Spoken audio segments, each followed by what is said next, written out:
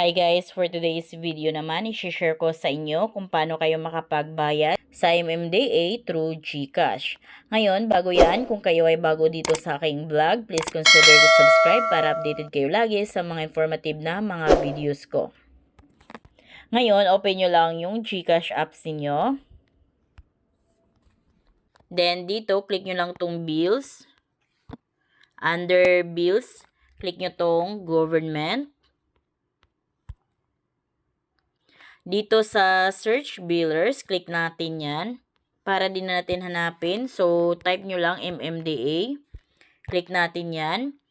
So, dito, pag once na gamitin nyo GCash, pambayad sa inyong mga violations sa MMDA. So, next business day pa papasok yung payment niyo. So, hindi real time papasok. So, dito, lagay nyo lang yung amount. Halimbawa, 1,500 pesos.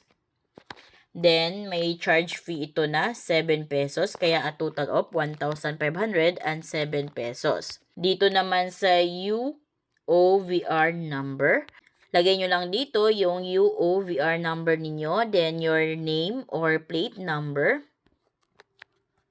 Then, kung ano yung payment type ninyo. So, click natin yan. Then, dito, ano nga ba yung payment type na babayaran ninyo? So, halimbawa, traffic violation. So, click nyo yan. Next is your email address. Dito naman sa email address, so, pwede nyong lagyan or kaya hindi lagyan. Pag lagyan ninyo, so, magsisend ng payment receipt si GCash sa inyong email. Then, bago kayo mag-next dito, double check nyo yung details na naalagay ninyo dito. Then, pag tama naman, click nyo na itong next.